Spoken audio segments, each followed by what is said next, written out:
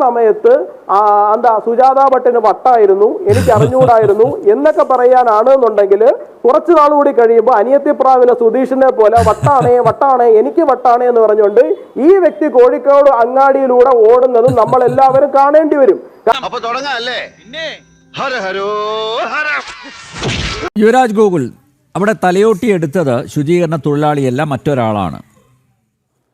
3 ദിവസത്തെ ചോദ്യം ചെയ്യലിൽ SITക്ക് തെളിവുകൾ കൈമാറിയതാണ് ഈ നന്മമരം മനാഫ് അവകാശപ്പെടുന്നത്. ഇവൻ നമ്മളെ കുഴപ്പിക്കാനുള്ള പരിപാടി, ഇവനിതിൽ എന്തോ കൈയുണ്ട്. പോരാട്ടം തുടരും. നന്മയുടെ ഭാഗത്ത് നിൽക്കുന്ന ആളുകൾ കുറയുകയാണ്. ഇനിയും ചില കാര്യങ്ങൾ തുറന്നു പറയാനുണ്ട്. സമയം വരുമ്പോൾ പറയും. ഇപ്പോഴും എന്നെ സന്തോഷിപ്പിക്കുന്ന കാര്യങ്ങൾ നടക്കുന്നു എന്നാണ് മനാഫ് ഇന്ന് മാധ്യമങ്ങളോട് പറഞ്ഞത്.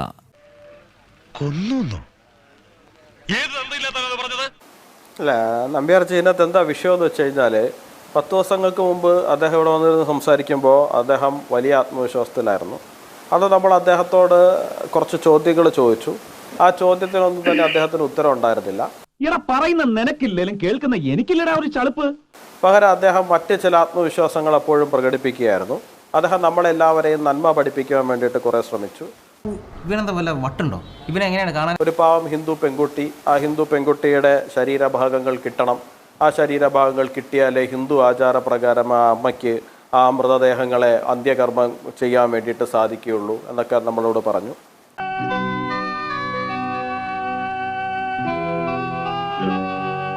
അതുപോലെ തന്നെ ശ്രീ വിനോദ്, അദ്ദേഹം വലിയ ഒരു മാധ്യമ പ്രവർത്തകൻ എന്നുള്ള നിലയിലാണ് ഇരിക്കുന്നത്. അദ്ദേഹം തിരിച്ച് ജനം ടിവിയോട് ചോദ്യം ചെയ്യുന്നുണ്ട്. അദ്ദേഹം മറ്റു പല കാര്യങ്ങളും ചെയ്യുന്നുണ്ട്.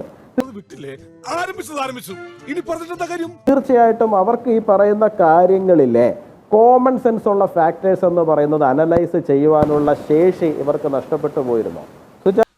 വല്ലാത്ത തലവേദന, ഞാനൊന്ന് കിടക്കട്ടെ. സുജാത ഭട്ട് എന്ന് പറയുന്ന ഒരു വ്യക്തി വന്നിട്ട് എനിക്കൊരു മകളുണ്ട്, എൻ്റെ മകളെ ഇന്ന തരത്തിൽ നഷ്ടപ്പെട്ടു എന്ന് പറയുമ്പോൾ ആ മകളുടെ വേറബിൾസ് എന്താണ് എന്ന് അന്വേഷിക്കുക എന്ന് പറയുന്ന പ്രാഥമികമായ കാര്യങ്ങളെങ്കിലും ചെയ്യുക എന്ന് പറയുന്ന ഒരു പ്രാഥമികമായ കർത്തവ്യം അവർക്കുണ്ടാവണ്ടേ. അദ്ദേഹം പറയുന്നത് SIT പറഞ്ഞോ, SIT എന്തെങ്കിലും വെളിപ്പെടുത്തൽ നടത്തിയോ, ഇപ്പൊ തിരിച്ച് ആണ് ഇപ്പം എന്താണ് തെളിവ് നമ്മൾ കൊടുക്കണം എന്നുള്ള അവസ്ഥയിലേക്കായി. എന്ത് അവിടെ ആരെയും കുഴിച്ചിട്ടിട്ടില്ല എന്നുള്ളതിന്റെ തെളിവ് നമ്മൾ കൊടുക്കണം എന്നുള്ള അവസ്ഥയിലായി. നോക്കൂ, ഇവിടെ ആരോപണം ഉന്നയിച്ചതാരാണ്? ഈ പറയുന്ന സോകോൾഡ് ആക്ഷൻ കമ്മിറ്റിയാണ്, ഈ പറയുന്ന ചിന്നയ്യനാണ്, നിങ്ങളുടെ അണ്ടറിലുണ്ട് എന്ന് അവകാശപ്പെടുന്ന സുജാത ഭട്ടാണ്. അപ്പൊ ആരെങ്കിലും കുഴിച്ചിട്ടിട്ടുണ്ട് എന്നുണ്ടെങ്കിൽ അവിടെ അത് കുഴിച്ചിട്ടിരിക്കുന്നതിന്റെ എവിഡൻസ് പ്രൊവൈഡ് ചെയ്യേണ്ട ഓണസ് ആരുടെ മേലിലാണ്? അത് ആരോപണം ഉന്നയിക്കുന്ന ആൾക്കാരുടെ മേലിലാണ് ആ ഓണസ് ഉള്ളത് എന്നാണ് ഞാൻ വിശ്വസിക്കുന്നത്. അല്ലാണ്ട് നിങ്ങൾ ഏതെങ്കിലുമൊക്കെ സ്ഥലങ്ങൾ ചൂണ്ടിക്കാണിച്ചിട്ട് അവിടെ 500 പേരെ കുഴിച്ചിട്ടിട്ടുണ്ട്, ഇനി അവിടെ 500 പേരെ കുഴിച്ചിട്ടിട്ടില്ല എന്നുള്ളതിന്റെ തെളിവ് ഞങ്ങൾ കൊണ്ടുതരണോ, അതോ 500 പേരെ കുഴിച്ചിട്ടിട്ടുണ്ട് എന്നുള്ളതിന്റെ തെളിവ് ഈ ആരോപണം ഉന്നയിക്കുന്നവർ കൊണ്ടുവരുന്നതാണോ അതിന്റെ ശരി? ഒരൊറ്റ ചോദ്യം ചോദിച്ചോട്ടെ, താങ്കൾ ഏത് അല്ല, അങ്ങ് ഇടപെട്ടാൽ എനിക്ക് പ്രശ്നമൊന്നുള്ള കാര്യമല്ല. അങ്ങ് ഇടപെട്ടാൽ എനിക്ക് പ്രശ്നമൊന്നുള്ള കാര്യമല്ല. അങ്ങ് ചോദിച്ചു സൗജന്യ ആക്ഷൻ നീ പറഞ്ഞോടാ. അല്ല, ഞാൻ ഇടപെടില്ല. ക്ലാരിറ്റിക്ക് വേണ്ടിയാണ് ഇടപെടുകയല്ല.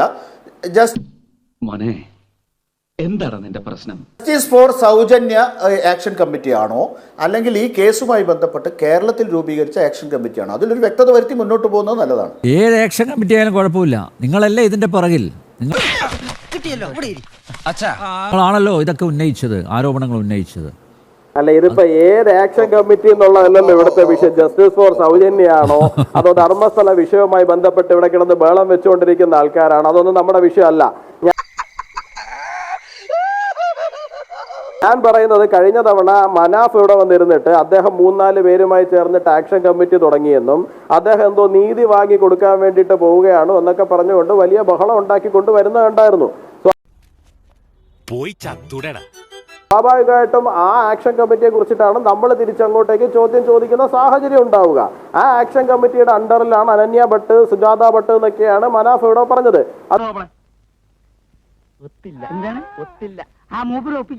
അതുപോലെ തന്നെ ആക്ഷൻ കമ്മിറ്റിയുടെ അണ്ടറിലാണ് മറ്റ് പല ആൾക്കാരെ കുഴിച്ചിട്ട ആൾക്കാരെ അദ്ദേഹം കൊണ്ടുവന്ന് റാലിക്ക്. ഞാൻ അന്ന് ചോദിക്കുകയും ചെയ്യുന്നുണ്ടായിരുന്നു, ഒരു JCB ഉപയോഗിച്ച് കുഴിക്കുന്നതാണോ അതോ ഒരാൾ കുഴിക്കുന്നതാണോ? പറഞ്ഞു ഒരാളൊന്നും അല്ല കുഴിച്ചത്, ഒരുപാട് പേര് കുഴിച്ചു. ഞാൻ പറഞ്ഞതല്ല കേട്ടോ, ഇവിടെ റെക്കോർഡിക്കലി ഉള്ള കാര്യമാണ്.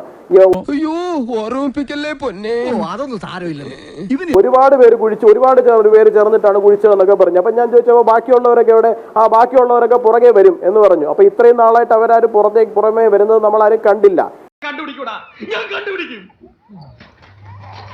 ഈ 16 ലൊക്കേഷനിൽ കുഴിച്ചിട്ടിട്ട് 450-500 പേരെ കുഴിച്ചിട്ടു എന്ന് പറഞ്ഞ ഇടത്ത് നിന്ന് നിങ്ങൾക്ക് എന്താണ് കിട്ടിയത്? എനിക്കിപ്പോഴും മനസ്സിലായിട്ടില്ല.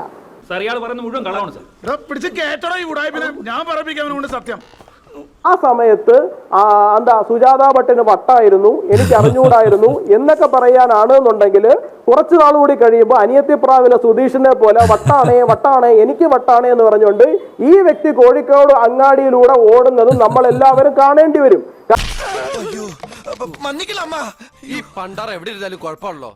പക്ഷേ ഇവിടെ ഇത്രയധികം പ്രശ്നങ്ങൾ ഉണ്ടായതിനു ശേഷവും അദ്ദേഹത്തിന്റെ ഉദ്ദേശം എന്ന് പറയുന്നത് അവിടെ റിയൽ എസ്റ്റേറ്റുമായിട്ട് ബന്ധപ്പെട്ടിട്ടുള്ള എന്തെങ്കിലും ആണ് എന്നുണ്ടെങ്കിൽ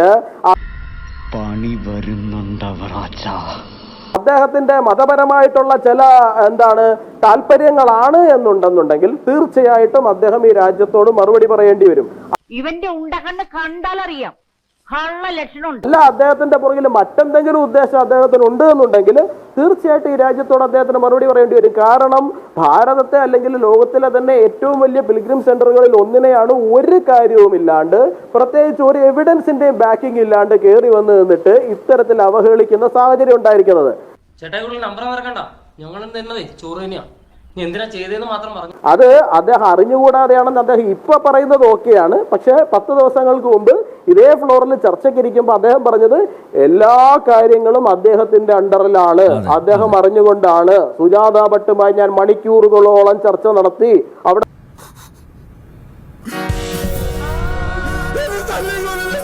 കുഴിച്ചിട്ടിരിക്കുന്ന ഒരാളെ അല്ല, ഒരുപാട് തൊഴിലാളികളെ എനിക്കറിയാം, അവരെ എല്ലാവരെയും കൊണ്ടുവന്ന് പരേഡ് നടത്തും എന്നൊക്കെ പറഞ്ഞയാള് മനാഫാണ്, ഞങ്ങൾ ആരും അല്ല. അന്ന് ആ ചർച്ചയിൽ അങ്ങും ഇരിപ്പുണ്ടായിരുന്നു, അങ്ങും കേട്ടതായിരിക്കും മനാഫ് പറഞ്ഞത്. തീർച്ചയായിട്ടും അതിന് ഉത്തരം പറയേണ്ടി വരും.